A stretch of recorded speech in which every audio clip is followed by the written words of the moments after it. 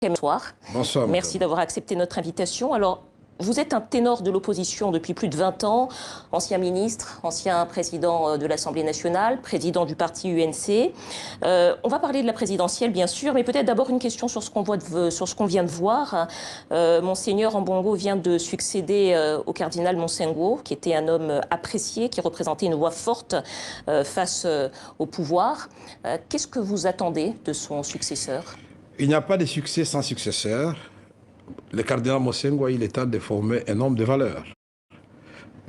Monseigneur Ambongo, l'archevêque de Kinshasa, pour ceux qui pensent que Monseigneur Monsengo, le cardinal, est parti, il est encore bien vivant parce que Ambongo, non seulement il est charismatique, il est intelligent, il est impartial et il se bat pour la justice et pour le Congo et l'Afrique et le monde.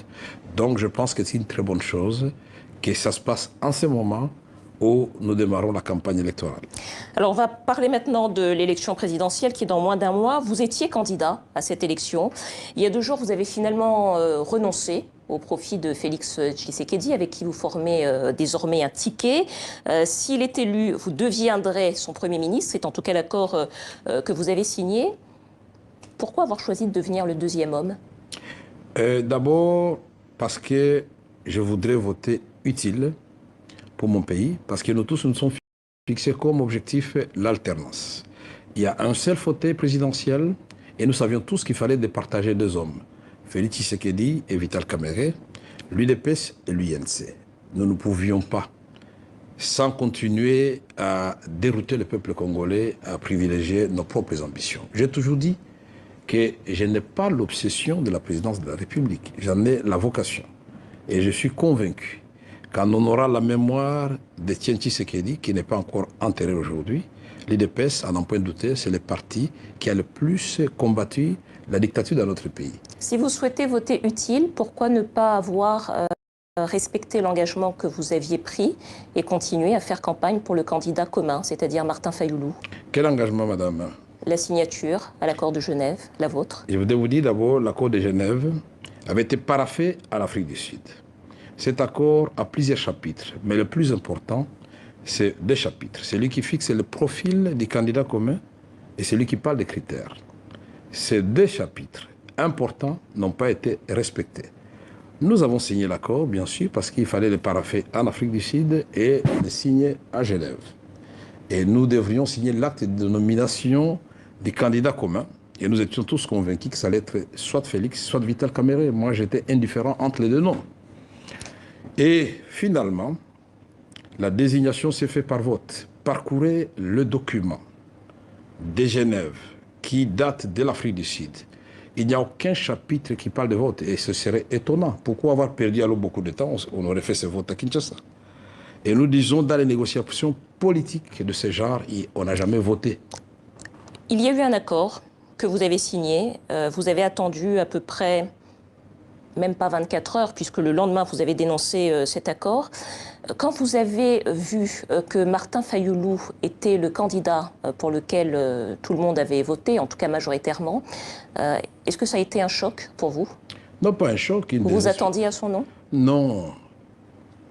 C'était une déception, tout simplement, de voir combien, entre nous, pouvons continuer à jouer le petit jeu de l'époque qui a justement plongé notre pays dans le désastre.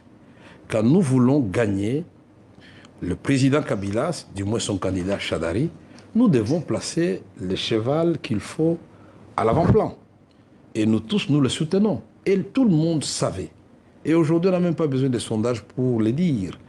L'UDPS a 41 députés ou 42 à l'Assemblée nationale. L'UNC en a 18, au départ, il y en avait 22. Vital Kamerhe a été candidat président de la République, arrivé 2e après Etienne Tshisekedi en 2012. Nous savons aujourd'hui que nous avons, dans ce même accord de Genève, qui est l'accord en réalité de l'Afrique du Sud, parlé du nombre de députés.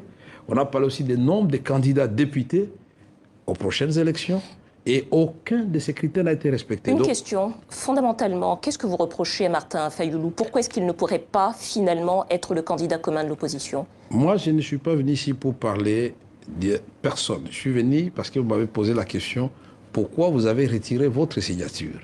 Je n'ai pas renié ma signature, je l'ai retirée. parce que l'accord lui-même a été violé par l'acte portant désignation des candidats communs. Ça aurait été Félix, ça aurait été Batungulu ou moi-même. Dès lors que ça s'est fait par vote, mode n'a pas été convenu dans l'accord, ce serait tout simplement une sorte d'arnaque. Nous devons apprendre à être sérieux et travailler selon nos propres règles. Si dès le départ, nous ne respectons pas notre propre accord, comment allons-nous gérer le pays? Deuxième élément. Une question rapide en quelques mots. Deuxième élément, madame. Je ne savais pas que cet accord, puisqu'à la fin du on avait combattu cette clause de restreindre le mandat qui est prévu dans la Constitution à 2 ans pour permettre à Jean-Pierre Bemba et Katumbi de revenir rapidement dans le jeu. En tout cas, vous avez décidé de ne plus respecter cet accord pour les raisons que vous êtes en train de nous évoquer. Peut-être d'un mot, vous avez signé cet accord maintenant avec Félix Tshisekedi qui dit que s'il est élu, vous deviendrez son Premier ministre. En RDC, normalement, le Premier ministre doit sortir des urnes en fonction de la victoire à la législative. Est-ce que vous êtes sûr de remporter les législatives? Comme le président, nous sommes logés à la même enseigne. Le président de la République est élu au suffrage universel direct. Vous êtes donc sûr de remporter cette législative? Nous allons non seulement remporter la présidentielle, les législatives nationales et provinciales, parce que les tickets Fativite, c'est comme ça qu'on l'appelle, c'est le ticket que tous les peuples congolais attendaient et vous n'avez qu'à voir la liesse sur l'ensemble du territoire national. Tout de même, sur la carte électorale, sur le mode de scrutin en RDC, la présidentielle, c'est un scrutin majoritaire à un seul tour. En formant ce duo avec Félix Tshisekedi, plutôt qu'en votant et en faisant campagne pour Martin Fayulu, est-ce que vous n'êtes pas en train d'assassiner tout espoir d'alternance démocratique en RDC? Je crois que dans votre question, vous avez déjà de la réponse. Félix Tshisekedi est de l'UDPS, président de l'UDPS. Parti qui a une base bien identifiée, le Kasaï, mais l'ensemble du territoire congolais. Vital Kamerhe, président de l'UNC, qui a une base bien identifiée à l'Est, mais aussi sur l'ensemble du territoire congolais. Et quand les deux se mettent ensemble, madame, une voix, un vote.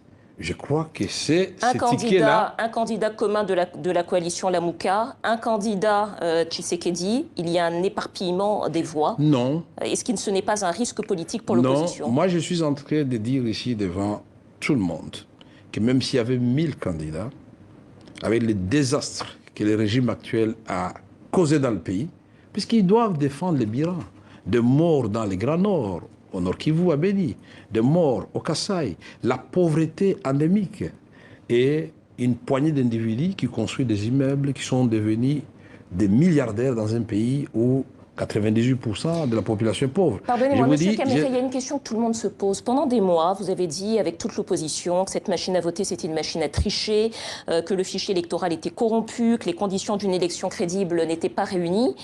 Aujourd'hui, avec Félix Tshisekedi, vous dites, on ira aux élections, machine ou pas machine à voter. Finalement, est-ce que vous n'avez pas tout simplement renoncé à la présidentielle? Est-ce qu'au fond, votre objectif, c'est pas tout simplement de remporter la législative et d'entrer à la primature? Parce que ça, c'est encore possible. La réponse à votre question se trouve à la fin de la réponse que tente de vous apporter. Aujourd'hui, le peuple congolais doit choisir entre les désastres, la pauvreté, et continuer à souffrir, et l'espoir que nous apportons, c'est-à-dire la rupture et le changement. Maintenant, je vais répondre à votre question en disant ceci.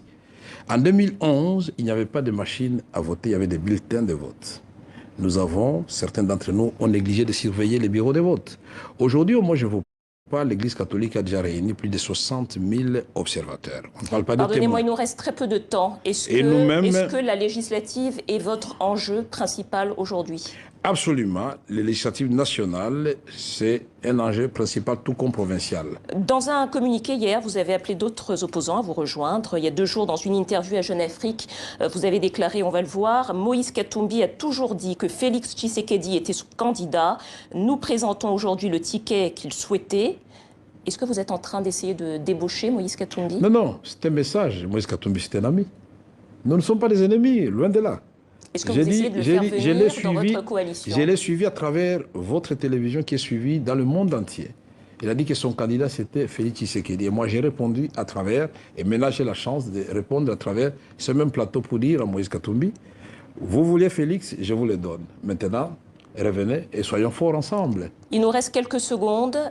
Est-ce que certains membres de la coalition Lamouka sont prêts à vous rejoindre? On a observé quelques indices sur les réseaux sociaux. Absolument, vous avez raison. Et je voudrais qu'ils soient nombreux demain, après-demain, mardi, pour nous attendre, parce que le pouvoir a déjà commencé à multiplier des stratagèmes. J'apprends qu'il y a des barrières pour nous empêcher la population de venir nous accueillir. Mais c'est peine perdue, il y aura du monde, il y aura du monde. Et c'est ça... Vous êtes en discussion avec certains membres de la coalition Lamouka qui voudraient vous rejoindre au lieu de voter pour le candidat commun? Il n'y a jamais eu de rupture, nous sommes des frères et des amis. Nous parlons, mais aujourd'hui c'est le ticket Fachi Vite qui va gagner. Vital Kamere, ex-candidat à la présidentielle en RDC.